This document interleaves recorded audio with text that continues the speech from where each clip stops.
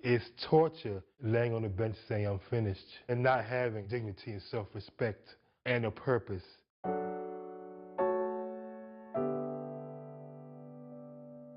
I grew up in a housing project on 114th Street, Atlantic Avenue in Manhattan. Some call it Harlem. The outside elements community was kind of tough, high level of fighting and violence. I did enjoy learning and reading and was a fair student. My inside family life kind of changed as things got over toward junior high school. A lot of anger, a lot of drama. I was becoming bitter about stuff that I just wasn't happy with, mainly my mother and father. As more things grew in me that I didn't like, I just took the opportunity to find an excuse to do drugs and stuff. Habits like that eventually self-sabotage. And then one day, it just hit all at once, pow.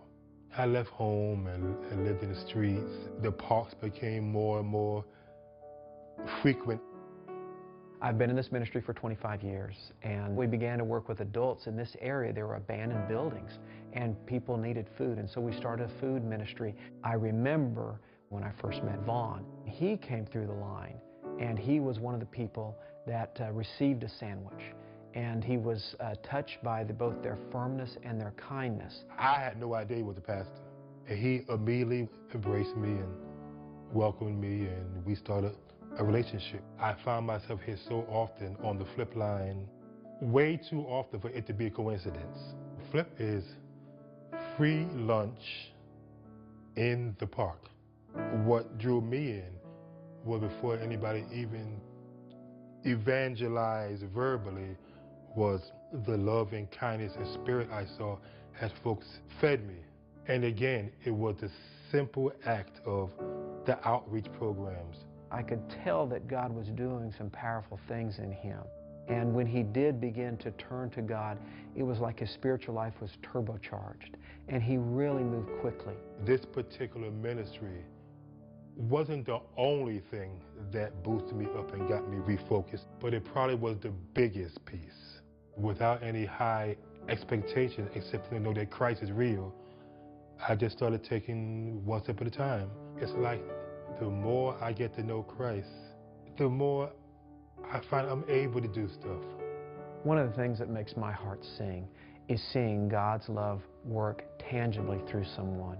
And I think Vaughn is an example of that, where through step by step, it's not theoretical, but really to see Christ's resurrection power working in a person, and then through that person, blessing many others.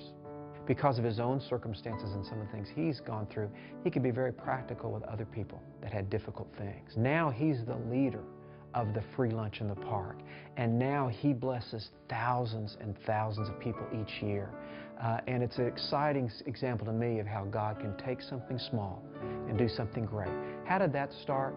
With a peanut butter sandwich and a kind word. One of the things I'm so happy about with the cooperative program, we really get to see Christ's resurrection power in different people here. What I would say to Arkansas Baptist, first of all, thank you for allowing us to be God's children with you, and please know that your support is not wasted.